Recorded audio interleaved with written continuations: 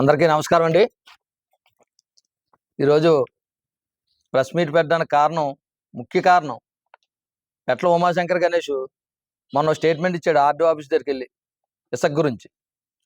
21లోగా ఇసుక కానీ ఇవ్వకపోతే శాంతియుత ధర్నా చేస్తానని చెప్పేసి.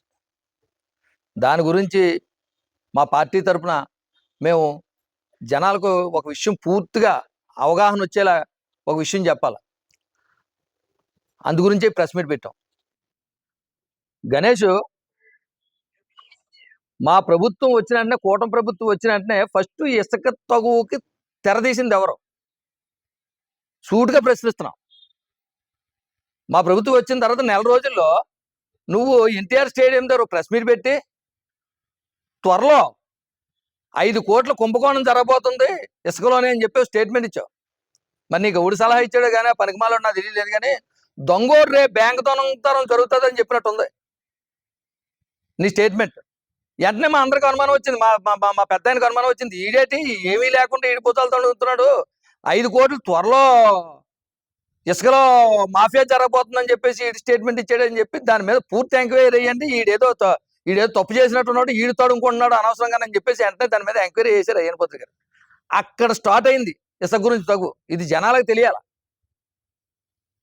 ఎందుకు పెట్టావు ప్రెస్ మీట్? నువ్వు ఇసుకలో ఆల్రెడీ అప్పుడు తినేసావు, అది ఎక్కడ బయటకు వస్తుందో అని చెప్పి అది మా మేము తోసేద్దామని 5 కోట్ల రూపాయలు కుంభకోణం జరగబోతుంది త్వరలో అని చెప్పేసి పనికిమాల స్టేట్మెంట్ ఒకటి ఇచ్చావు.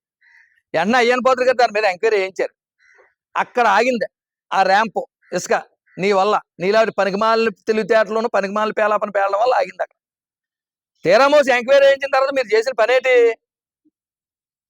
రాజమండ్రి రేవులోని గాయత్రి 10 ఆ రీచ్ లో మీరు ఎటువంటి అనుమతులు లేకుండా దొంగతనంగా ఇసుక తోలుకొచ్చారు నర్సీపట్నం. నీకన్నా కేటుగాడు ఎవడ ఉన్నాడా? నువ్వు మా మీద నింద వేయడానికి చూసావు. కానీ అలా ఎంత ఇసుక మీరు దొంగచాటును తెచ్చేశారో ఎంక్వైరీలో తేలింది. ఎంక్వైరీలో తేలడం వల్ల గత నెల 8వ తారీఖుని ఆ కాంట్రాక్ట్కి నోటీస్ ఇచ్చారు. మరి బాబు నువ్వు ఇసుక ఎంత తోలేవు ఏటి, నువ్వు దాని తాలూకా రికార్డ్ అంతా పట్టాలని చెప్పి తెస్తే వీళ్ళు తీరమో చేసింది ఏంటి? వాళ్ళు నువ్వు కాంట్రాక్టర్ నువ్వు ఏకమై దొంగసారి రాజమండ్రి నుంచి ఇసుక తెచ్చి అమ్ము దొప్పారు ఇక్కడ జనాలకు డబ్బులకి. మీరు ఫ్రీగా దొంగతనం చేసి తెచ్చి ఇక్కడ జనాలకు అమ్మారు. నీ పేరు కూడా త్వరలో వస్తుంది బయటికి. ఎంక్వైరీ చేసిన తర్వాత ఆఫీసర్లు 18,70,00,000 ఫైన్ వేశారు ఆ కాంట్రాక్ట్కి. ప్రభుత్వాన్ని మోసం చేసి ఇసుక తెచ్చి దొంగచోటు నమ్మారని చెప్పి ఎంక్వైరీలో తేలిందని చెప్పేసి అన్ని పత్రికల్లోనూ కూడా వచ్చాయి. చూడరా, నువ్వేం చెప్తున్నావు? 21 కల్లా ఇసుక గాని జనాలకు అందుబాటులో రాబోతే శాంతియుత ధర్నా చేస్తానని చెప్పి పనికిమాల పేలాపం పేలుతున్నావు. మొన్న నువ్వు ఆర్డీఓ గారి దగ్గరికి వెళ్తే ఆర్డీఓ గారు ఏం చెప్పారు నీకు? తొందరలోనే 10 రోజులు 15 రోజులు ఇసుక వచ్చేద్దండి, జనాలకు అందుబాటులోకి వచ్చేద్దని ఎప్పుడైతే చెప్పారో నువ్వు ఎలాగా ఇచ్చేస్తారు కదా అని చెప్పేసి నువ్వు 21ని ధర్నా చేస్తానని చెప్పి ప్రజలకు తప్పుడు స్టేట్మెంట్ ఇస్తున్నావు. అంటే ఒకవేళ మేము ఇసుక ఇచ్చితే నీ వల్లే మేము ఇచ్చినట్టు అని చెప్పు తిరుగుదామని. నువ్వు ధర్నా చేసినంత మాత్రాన్ని మా ఏక కూడా జారదురా.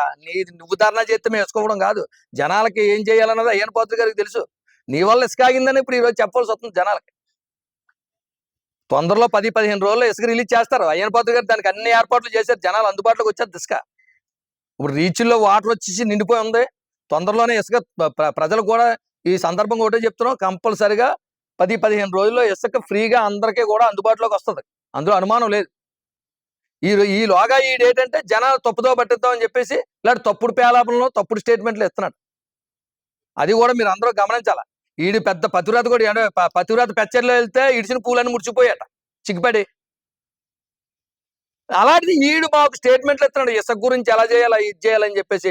మీ ప్రభుత్వం వచ్చిన తర్వాత ఇసుక ఎంత ఇబ్బంది పడిపోయారు రా మేస్త్రులు కానీ ప్రజలు కానీ. మేము దీక్షలు అయ్యి చేస్తే సంవత్సరం పోయిన తర్వాత ఇసుక ఇచ్చారు. మేము అలాంటి తప్పుడు పనులు చెయ్యం. ఇసుక కేవలం నీ వల్లే ఆగిపోయింది ఇక్కడ నర్సీపట్నంలో. ఇది జనాలకు చెప్పడం కోసం ఈరోజు మేము ముందుకు రావడం జరిగింది. ప్రజలకు కూడా ధన్యవాదాలు చెప్తూ ఒకటే చెప్తున్నాం, 10-15 రోజుల్లో ఇసుక అందరికీ కూడా అందుబాటులో వస్తుంది. మా పెద్ద ఆయన అయ్యన పాత్ర గారు ఆర్డీఓ గారితో కలెక్టర్ గారితో కూడా అన్ని మాట్లాడారు. ఈ ఎంక్వైరీ కూడా పూర్తి అయ్యింది. వాళ్ళ మీద కూడా ఫైన్ పడ్డది. వీళ్ళు దొంగతనంగా ఇసుక తెచ్చేశారు అక్కడి నుంచి. దొంగలేదు 420 గోల్డ్. ఈ 420 గోల్డ్ మమ్మల్ని విమర్శిస్తున్నారు. ఆడ వెనకాల 210 గోల్డ్ను మేము ఎవరు విమర్శించినా సరే మేము భయపడే పరిస్థితి అయితే లేదు. ప్రజలకు మేము అందుబాటులో ఉన్నాము. మాకు ఎటువంటి ప్రజలకు ఇబ్బంది పెట్టాలనే ఉద్దేశం ఎవరికి కూడా లేదు. తొందరలో 10-15 రోజుల్లో ఇసుక మాత్రం కంపల్సరీగా అందరికి అందుబాటులో వస్తాం.